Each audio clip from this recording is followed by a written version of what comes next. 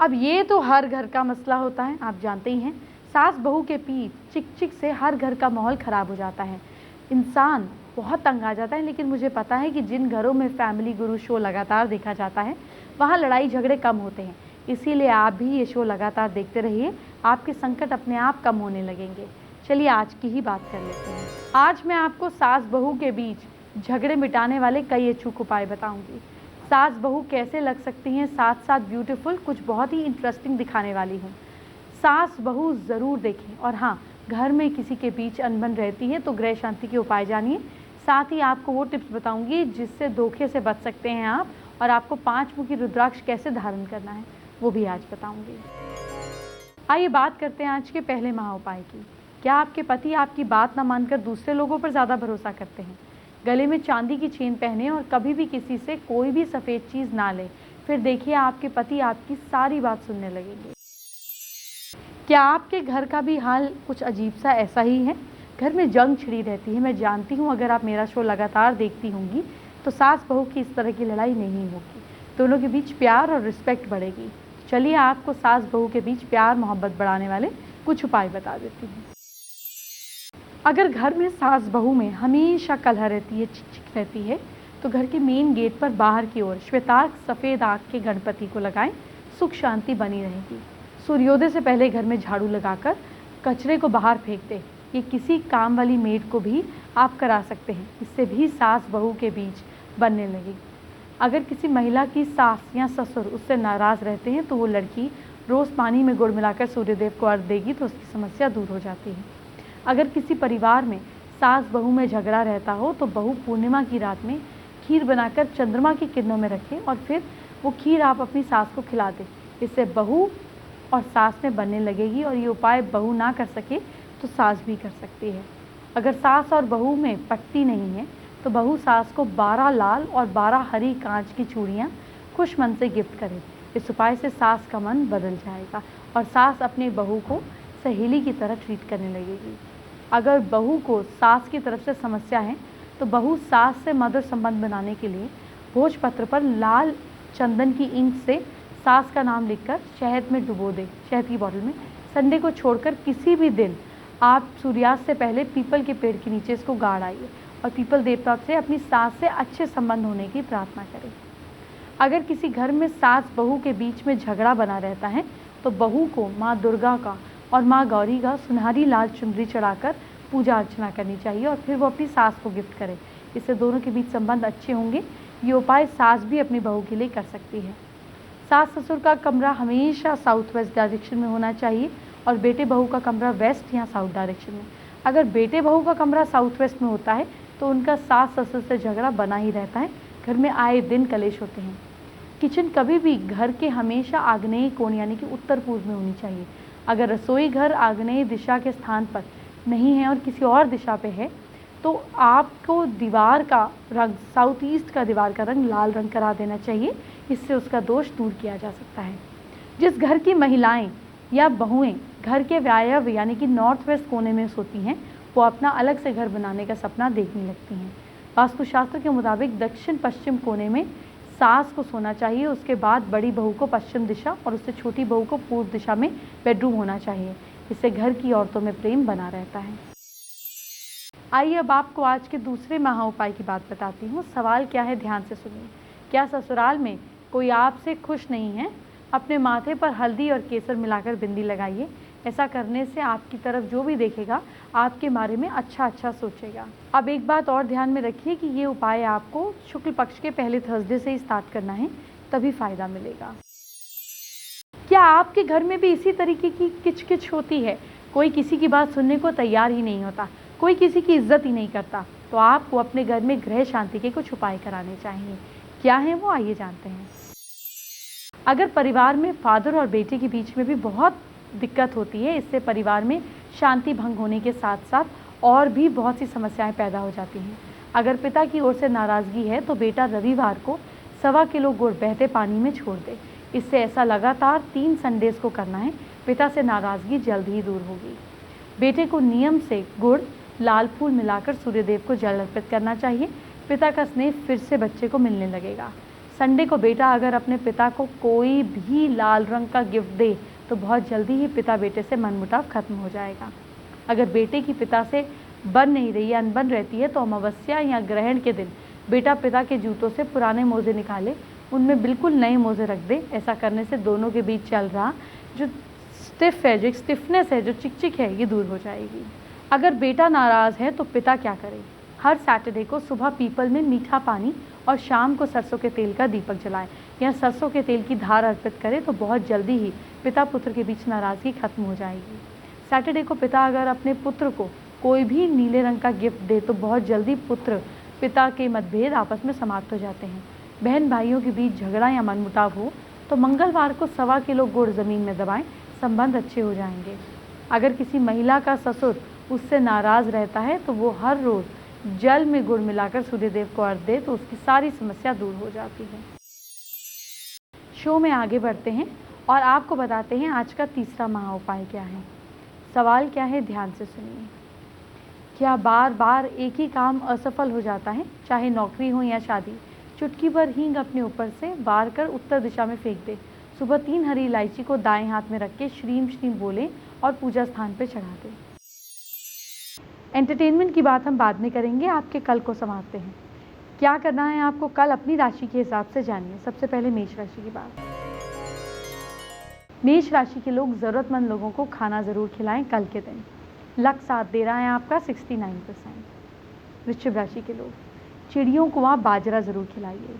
किस्मत साथ दे रही है आपका 66%। मिथुन राशि के लोग लक्ष्मी जी की पूजा कीजिए आप। भाग्य साथ दे रहा है आपका 75%। कर्क राशि के लोग मंदिर में सरसों के तेल का दान करें। भाग्य साथ दे रहा है आपका 68%। सिंह राशि के लोग मंदिर के पैसे दान पात्र में दान करें। भाग्य साथ दे रहा है आपका 63%। कन्या राशि के लोग सूर्य को मिश्री वाला जल चढ़ाएं। भाग्य साथ दे रहा है आपका 67%। तुला राशि के लोग आप शिव जी की उपासना कल ज़रूर करें। किस्मत साथ दे रही है आपका 77%। वृश्चिक राशि के लोग हनुमान चालीसा का पाठ आप ज़रूर करें। लक सपोर्ट कर रहा है आपको 73%। धनु राशि के लोग कान के पीछे काला टीका लगाइए। किस्मत साथ दे रही है आपका 66%। मकर राशि के लोग माँ से आशीर्वाद ज़रूर लें आप। भाग्य साथ दे रहा है आपका 72%। कुंभ राशि के लोग अपने आप को कल गलत काम करने से बचाना है आपको। किस्मत साथ दे रही है आपका 52%। मीन राशि के लोग कल तांबे और गेहूं का दान करें। किस्मत साथ दे रही है आपका कल के दिन 68%। मेरे दर्शक अक्सर मुझसे पूछते हैं कि धोखे से कैसे बचा जाए। क्या आपको भी लाइफ में धोखा मिलता है? तो अब ऐसा नहीं होगा। आज से हज़ारों साल पहले आचार्य चाणक्य ने कुछ खास बातें बताई जिन्हें अपनाकर आप धोखे से बच सकते हैं। किसी भी व्यक्ति को ज़रूरत से ज़्यादा ईमानदार नहीं होना चाहिए क्योंकि सीधे तने वाले पेड़ सबसे पहले काटे जाते हैं। इसलिए बहुत ज़्यादा ईमानदार लोगों की भी सबसे ज़्यादा परेशानी और कष्ट उठाने पड़ते हैं। किसी भी दुष्ट इंसान की मीठी बातों पर भरोसा कभी नहीं करना चाहिए क्योंकि वो अपने मूल स्वभाव को कभी भी नहीं छोड़ सकता। जैसे शेर कभी भी हिंसा को नहीं छोड़ सकता। अगर कोई सांप जहरीला नहीं है तब भी उसे फुंकारना नहीं छोड़ना चाहिए। उसी तरह से कमज़ोर व्यक्ति को भी हर वक्त अपनी कमज़ोरी का प्रदर्शन नहीं करना चाहिए और कभी अपनी हार नहीं माननी चाहिए। किसी भी कमज़ोर व्यक्ति से दुश्मनी ज़्यादा खतरनाक होती है क्योंकि वो उस समय वार करता है जिस समय हम कल्पना भी नहीं कर सकते। हर मित्रता के पीछे कुछ ना कुछ स्वार्थ ज़रूर छिपा होता है। दुनिया में ऐसी कोई दोस्ती नहीं है जिसके पीछे लोगों ने अपने हित न छिपा रखी हों। अपने बच्चे को पहले 5 साल दुलार के साथ पालना चाहिए। अगले 5 साल उसे डांट फटकार के साथ निगरानी में रखना चाहिए। लेकिन जब बच्चा 16 साल का हो जाए तो उसके साथ दोस्त जैसा व्यवहार करना चाहिए। बड़े बच्चे आपके सबसे अच्छे दोस्त होते हैं। जो बीत गया सो बीत गया। अपने हाथ से कोई गलत काम हो गया तो उसकी फिक्र छोड़ते हुए वर्तमान को सलीके से जीकर भविष्य को संवारना चाहिए। हमें बीते समय के बारे में पछतावा नहीं करना चाहिए और ना ही भविष्य के बारे में चिंतित होना चाहिए। विवेकमान और बुद्धिमान सिर्फ वर्तमान में जीते हैं। जब तक तुम दौड़ने का किसी काम को करने का साहस नहीं जुटाओगे तब तक तुम्हारे लिए उस सिचुएशन में जीतना या उस काम को कर लेना, कर पाना असंभव बना रहेगा। काम चाहे छोटा हो या बड़ा, एक बार हाथ में लेने के बाद उसे कभी भी छोड़ना नहीं चाहिए। अपनी लगन और सामर्थ्य से उस काम को पूरा करना चाहिए, जैसे शेर अपने पकड़े हुए शिकार को कभी नहीं छोड़ता। अगर आप कोई नया काम करने जा रहे हैं तो इस बात को किसी से भी व्यक्त ना होने दीजिए कि आपने क्या करने के लिए सोचा है। बुद्धिमान से इसे रहस्य बनाए रखें, हर काम को करने के लिए दृढ़ रहें। दिल में प्यार रखने वाले लोगों को दुख ही झेलने पड़ते हैं। दिल में प्यार पनपने पर बहुत सुख महसूस होता है, अगर इस सुख के साथ एक डर भी अंदर ही अंदर पनपने लगता है। अधिकार कम होने का डर वगैरह वगैरह, कोई भी डर हो सकता है, मगर दिल में प्यार पनपे नहीं, ऐसा हो नहीं सकता। तो प्यार पनपे मगर कुछ समझदारी के साथ। संक्षेप में कहें तो प्रीति में चालाकी रखने वाले सुखी रहते हैं। संकट काल के लिए धन बचाइए। परिवार पर संकट आए तो धन कुर्बान करें, लेकिन अपनी आत्मा की हिफाजत के लिए परिवार और धन को भी दांव पर लगाना पड़े तो सोचे नहीं। भाई बंधुओं की परख संकट के समय और अपनी स्त्री की परख धन के नष्ट हो जाने पर ही होती है। और कष्टों से भी बड़ा कष्ट है दूसरों के घर पे रहना। किसी भी काम के डर और भय को नज़दीक मत आने दो। अगर ये नज़दीक आए तो इस पर हमला कर दो, यानी कि भय से भागो मत, इसका सामना करो।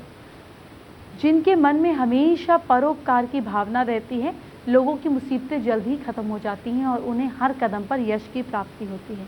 जीवन में कामयाब होने के लिए अच्छे मित्रों की ज़रूरत होती है और सदा कामयाब होने के लिए अच्छे शत्रुओं की आवश्यकता होती है। असंभव शब्द का इस्तेमाल बुज़दिल करते हैं। बहादुर और बुद्धिमान व्यक्ति अपना रास्ता खुद बनाते हैं।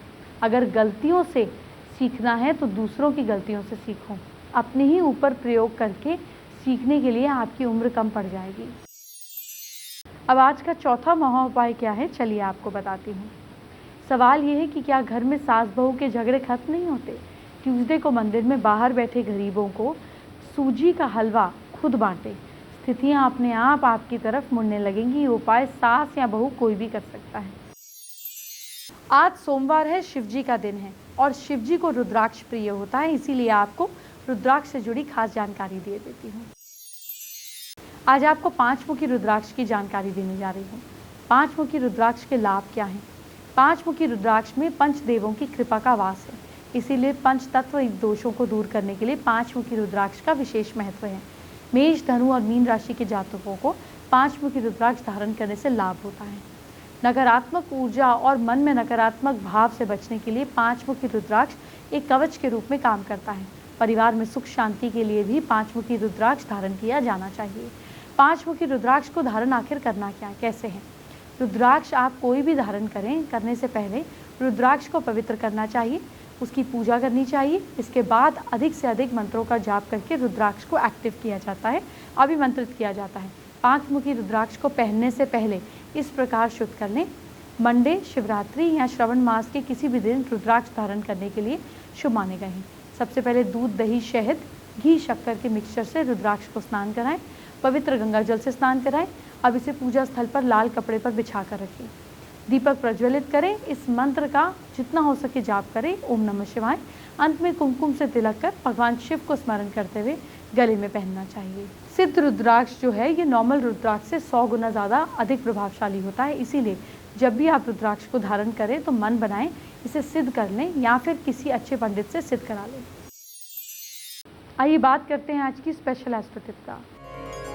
रुद्राक्ष की बात हुई है तो आपको बताती हूँ, रुद्राक्ष को एक और तरीके से हम चार्ज कर सकते हैं। आप हवन कुंड छोटा सा घर में जलाकर 1008 बार ओम नमः शिवाय का जाप करें। जब हवन पूरा हो जाए, आहुतियाँ देकर रुद्राक्ष को 21 बार उसके ऊपर से क्लॉकवाइज घुमाएं, उसकी विभूति लगाएं और पहन लें। इससे भी रुद्राक्ष अभिमंत्रित हो जाता है। फेसबुक पे आलिया मेहरा ने हमारे साथ अपनी प्रॉब्लम शेयर की है। बेसिकली आलिया को उनके बॉयफ्रेंड के साथ में ब्रेकअप हो चुका है, पर इससे वो काफ़ी डिप्रेस्ड है। उपाय जानना चाहती हैं।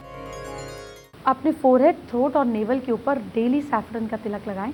टंग के ऊपर सुबह उठते ही केसर लगाएं या केसर वाला पानी पिएं और साथ साथ आपको गजेंद्र मोक्ष का पाठ सुनना है। प्रॉब्लम सॉल्व होगी। शो के आखिर में आपको बताते हैं आज का 5वां और आखिरी महा उपाय। क्या आप टेंशन में रहते हैं, टेंशन दूर नहीं हो रही? संडे की रात को सोते समय चांदी या स्टील के ग्लास में थोड़ा कच्चा दूध बेड साइड रख के सोएं। आप उस दूध को मंडे को सुबह जल्दी उठकर बबूल की पेड़ पर चढ़ा दें।